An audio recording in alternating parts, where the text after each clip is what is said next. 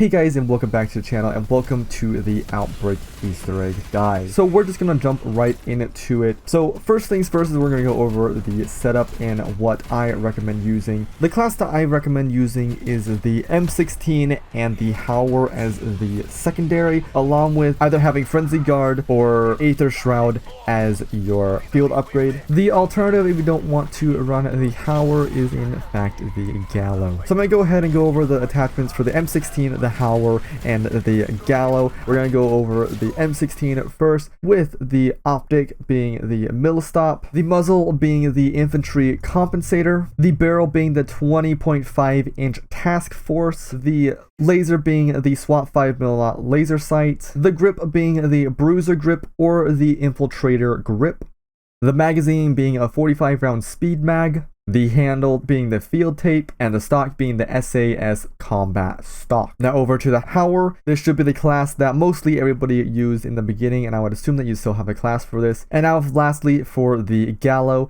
the muzzle will be the infantry via choke, barrel being the 24.8-inch task force, body being the SWAT 5mm laser sight, the magazine being the 12-round tube, and the stock being the marathon stock. And now finally, with each of the classes that you've just made, you want to add them to your custom mod options. So if you're on controller, you want to press L2 if you're on PlayStation, or LT if you're on Xbox, or press 1 if you're on PC, and it'll pop up with this menu, and you want to go ahead and click save as a new mod. Now with your desired loadout ready, let's hop into the game. So when you get into the game, the weapon that I recommend loading in with is the M16, as this is going to be your primary weapon for in the boss fight. Though I do recommend when you do one of the side quests and manage to get either the Gallo or the Howler to upgrade that as much as you can as well, but still mainly focusing on the M16.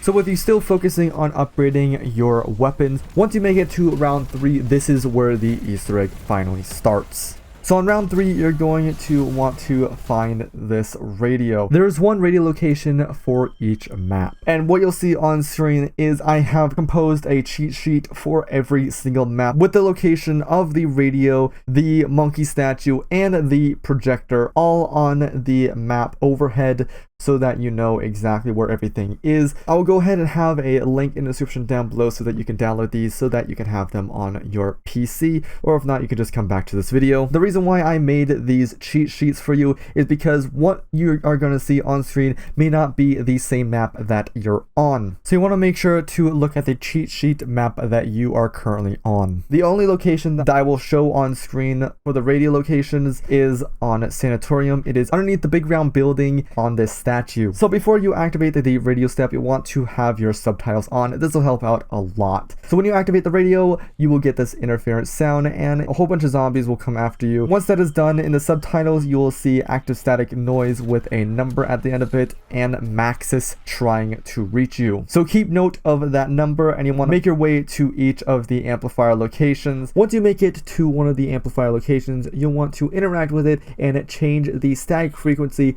to the correct number. And in case you forget the number, you'll know you have the right one, because once you hit the right frequency, Maxis will talk. Once you have all the amplifiers to the right frequency, head back to the main radio and interact with it. Maxis will start talking to you and give you this beacon listening device. You want to go ahead, and if you have not already completed the objective of this map, complete it and head over to the beacon, interact with the beacon, click the phone symbol, and respond to Maxis. Once Maxis is done talking to you, go ahead and head to the next area. So in this next area, you'll want to find the monkey statues. Now there is only one monkey statue that will have an M next to it. You will need to find that one, but it randomly spawns every time. So go ahead and refer to the cheat sheet depending on what map you got. Go to each location, and if you go to that location and don't know where the monkey is, you will see that on the cheat sheet that there are images along the side corresponding with numbers to each spot. So the number 1 on the map is corresponded to the image 1 on the edges. Once you find the monkey statue with the M next to it, go ahead and break it,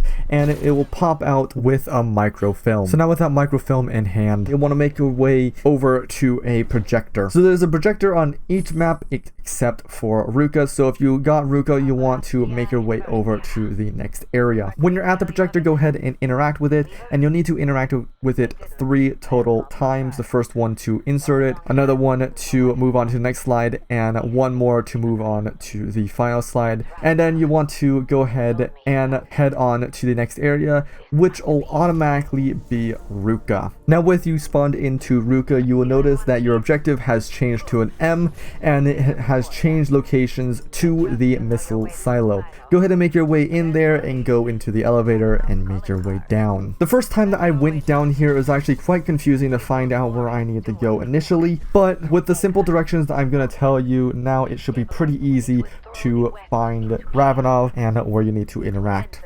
So once you make your way to the very bottom of the elevator and into this lobby, you'll obviously want to turn left, as that is the only way. Then you'll want to turn right and go up these stairs. Then turn left once you're up these stairs, and turn left again down this hallway. And then turn left one more time into the A missile silo, and turn a bit right and jump down to the very bottom, and immediately turn right again, and that is where you need to go. And you'll interact with this button, and that is your first initial cutscene. And now you're officially basically inside of the boss fight, as this is a super hard area that you basically need to constantly be moving around, or else you are almost guaranteed dead. So there are 3 keys that you need to grab. The first key will be from a disguised mimic. The second key will be from this dark aether jellyfish. And the third and final key will be from a ethereal monkey. So I'm going to go ahead and tell you something that I did that helped out a whole bunch. So what you want to do is make your way to Silo B and head over to this Ethereum harvesting unit. Go ahead and activate it, and around the map there will be these crystals, the Ethereum crystals that you need to shoot. Once you shoot them off of the wall or in these little corridors, there will be these Ethereum crystals that will drop, and you'll need to run over them and pick them up. You will need a total of 20 of these crystals, and you don't have to grab every single one of them before you go back to the canister. You can go ahead and pick up a few and go back and place them in. It doesn't need to be all in one. You will know how many you need left when you go back there, and there will be a little counter at the bottom. Now you go ahead and hold interact on this, and it will start inputting the Ethereum crystals that you have, and the zombies will be coming at you, and there will be tempests that will spawn around you. This is what a shotgun is good for, and if you have it, a death machine, and also the frenzied guard. You can use the frenzied guard to be basically invincible and kill the zombies and tempests while you input the crystals. Once you put in all the crystals into the harvesting unit, you can go ahead and pick it up. Now this is where the really cool bit comes in. You want to make your way up the staircase with the Ethereum harvesting unit in hand. You can actually run in here as well with it, which is pretty sick, and make your way over into this central circular control room. Once you're in here, you'll see that the hallway that goes to C missile silo will have a dead body at the end of it. You want to interact with it, and it will spawn in a mimic. Once that mimic spawns in, and you are pretty much in the cluster of all the rest of the mimics that spawned in around you, go ahead and activate the special ability, the harvester unit, and it'll insta-kill every single one of those mimics around you, including the one with the first key.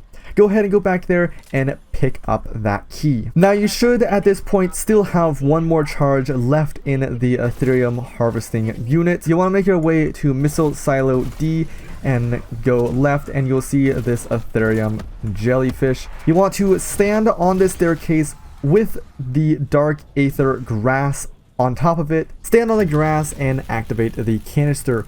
You will then begin to float to the jellyfish. Now to make sure you guarantee pick up the key, you want to just look straight down and hold interact, and then you'll place down the canister and pick up the key. Now for the final one, being the ethereal monkey, you will need to pick up an essence trap. Now the essence trap is located inside of silo A at the end of one of these corridors. Once you grab the essence trap, it'll obviously replace your tacticals, and you'll need to look around in missile silo A for the ethereal monkey in the vents. Once you find the monkey, go ahead and throw the trap at the monkey, and the monkey will disappear and move to the next area. Go ahead and find the monkey again and throw the trap next to it. Make sure to not get too close or the monkey will go away this time.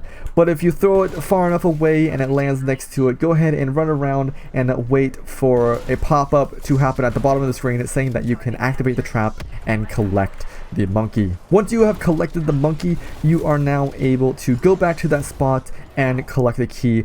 Depending on the area, you may need to jump from the very top or some support beams or staircase to be able to grab the key. Once you have the key, you are able to now start activating the missile silos. So on each of the launch consoles for A, B, and D, there is this green button and 2 red lights with a green light. This tells you the order that you need to input the launch keys in. So you can see I'm at Missile Silo A, and it shows right here that A needs to be the very last one that I insert the key at. Before you activate the very first console, you can go ahead and take your time in this area and make sure you have everything right set up. Because once you activate the first key, you will have a time limit to go from each of the silos to activate each console. Once you activate the console, you'll need to go into the middle control center, and there's this staircase that you'll see that you need to go up to the very top, and a timer will start a 9-minute countdown. This is how long you get to defeat the boss. Now once you're inside the boss fight, now there's a couple attacks that you need to be warned about. So there's this one attack that spawns a mist around each of the silos that if you stand in it for too long, you will down, you get damaged by standing in it. There's another attack that he does that spawns in electricity around you that will